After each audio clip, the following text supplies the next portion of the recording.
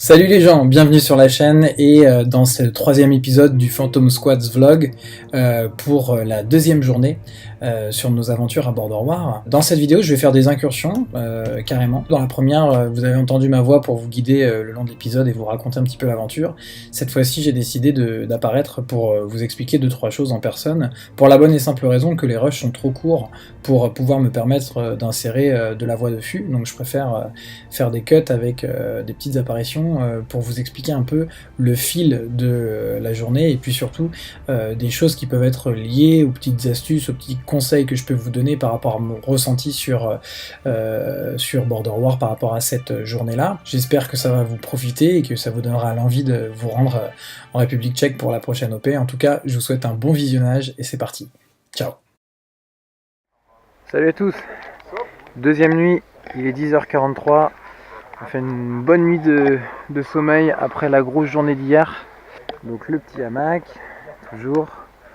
On a remis correctement celui de Morgan qui était tombé à cause de la corde qui était pourrave.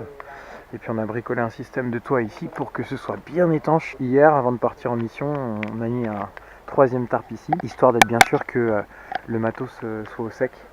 Alors malgré tout, il y a un peu d'humidité, donc c'est pas tip top génial. Moins qu'une tente, mais bon, aujourd'hui on a de la chance, la météo va être clémente, donc là ça va être le déj, tous ensemble, et puis on va repartir en mission juste après pour toute la journée. Let's roll!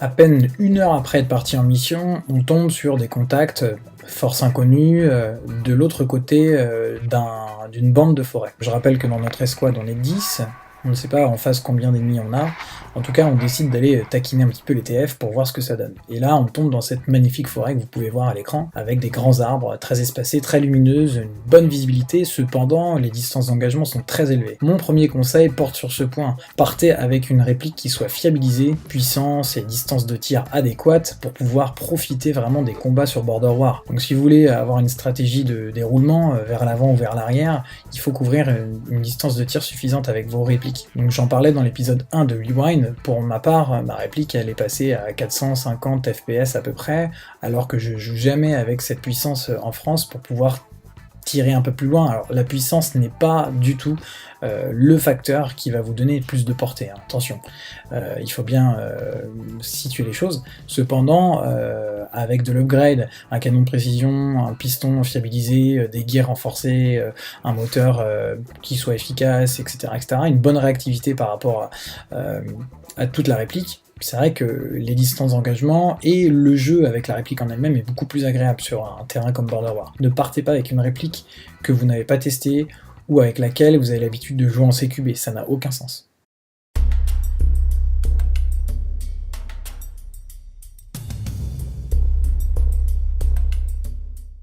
Deuxième conseil pratique que je peux vous donner porte sur l'équipement. Border War, c'est en République tchèque, c'est un pays qui est extrêmement continental. Ça veut dire qu'il peut y avoir des températures très hautes. Nous, on a eu jusqu'à des plus de 25 degrés dans la journée au soleil, et des températures qui soient très fraîches. Partez avec du matos qui soit adéquat en termes d'habillement et d'habits tactiques, que vous avez déjà testé sur des mini-OP, sur des opérations, sur des bivouacs, etc. Autre point, les chaussures, prenez soin de vos pieds, c'est super important. Oubliez les Magnum, oubliez les Rangers, investissez dans des bonnes chaussures de trail, ou alors des chaussures tactiques polyvalentes. Partez pas avec des chaussures neuves, ça c'est une grosse bêtise également. Et prenez soin de vos pieds, coupez vos ongles de pied avant de partir. C'est un garage à tank. T'as la rampe et dessous, t'as un méga trou. C'est un terrier à tank. Parce qu'en fait, dans la forêt là-bas, j'ai vu des trous. Et c'était pour fait. Ouais, c'est de l'embossement. Ah, et là c'est un terrier à tank. En fait c'était une putain de base.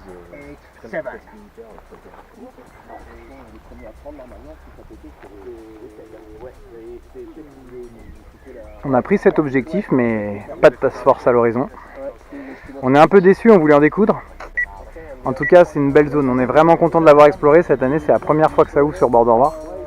On a fait une belle marche d'approche, c'était sympa. Bien à découvert, mais ça demandait un peu de tactique, c'était cool. Et là, on vient d'arriver sur un ancien site de garage de tank. On a fait un petit point ravitaillement, eau, etc. Et là, on va repartir.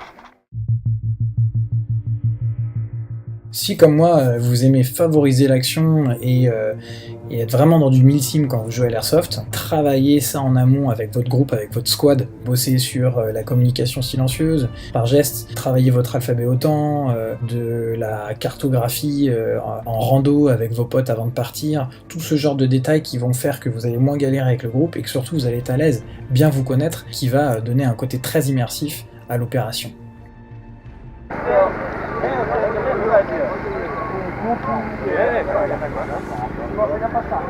So what? What do they decide? We don't know what's happening. I think Maybe fear or risky. would like to win a battle with Okay. her voice, not his weapon. Yeah. J'en profite pour vous dire que si vous aimez le roleplay, vous serez servi à Border War dans la mesure où la carte est desservie de nombreux endroits scénarisés, par exemple des villages avec des personnages non joueurs, etc. Vous pouvez négocier, discuter, prendre des infos, obtenir des informations sur les différentes factions. Alors, deux grandes factions, les guérillas, la Phantom Squad faisait partie des guérillas, évidemment, vous l'avez remarqué, et de l'autre côté les Task Force qui sont chargés de combattre les guérillas dans leur trafic. Mais à côté de ça, vous avez d'autres factions qui sont tout aussi importantes, qui vont être des factions qui vont pimenter l'opération, comme les casques bleus, comme on peut le voir, qui vont protéger des villages, des zones, des personnages non joueurs, qui vont soigner des blessés. Vous avez aussi des contractors, c'est des mercenaires qui vont s'allier à l'une des deux factions pour faire du deal, qui peuvent se retourner contre une autre faction tout d'un coup. Et ça, c'est une dimension à connaître en termes de scénario, quand vous partez sur Border War, si ça vous intéresse.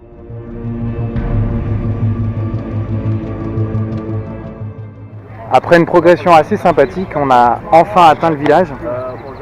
Après être passé à travers une nouvelle zone qui était ouverte cette année, qui appartient normalement à la TF puisqu'elle est assez proche de leur camp, mais on n'a rencontré aucun hostile.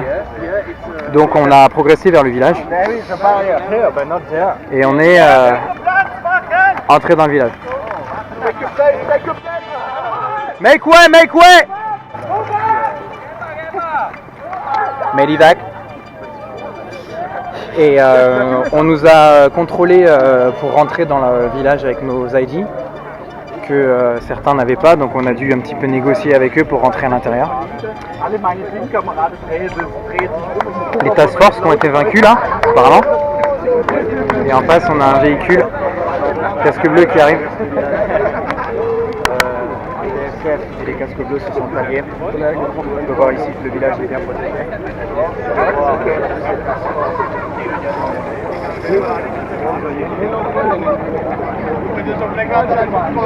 Et les prisonniers.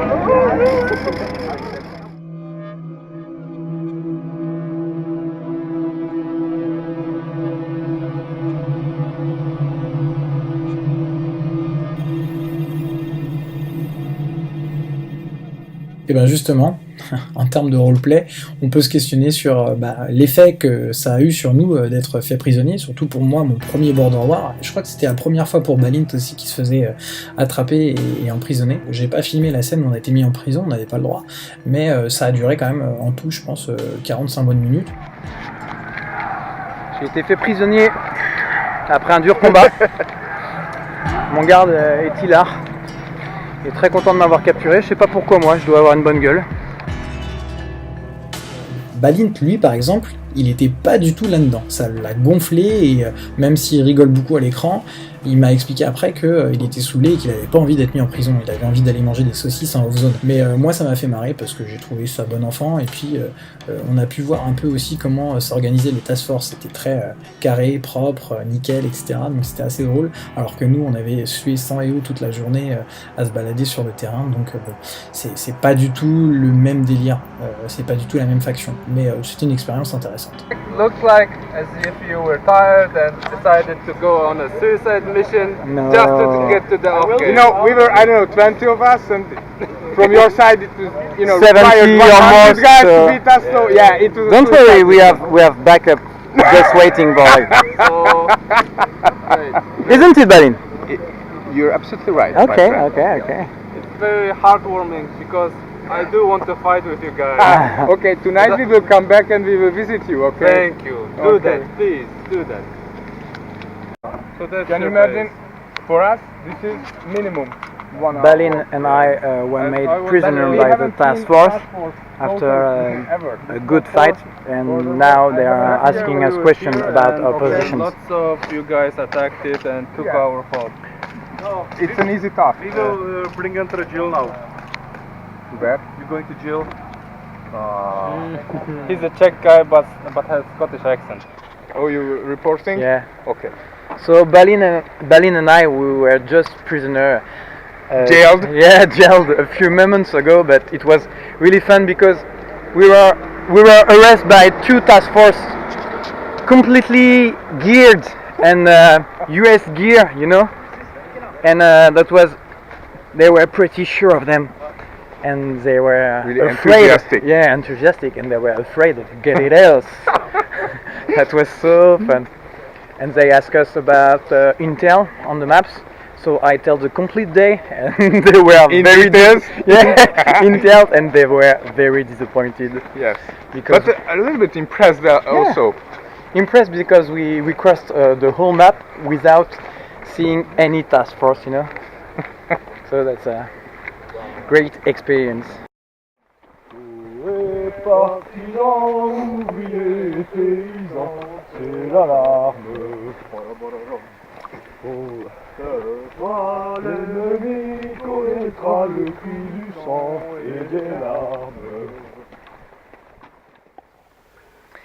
Fin de la deuxième journée, on est rentré de nuit. Grosse progression de nuit très rapide. On a traversé la map en 50 minutes avec un gros rythme de marche. C'était cool.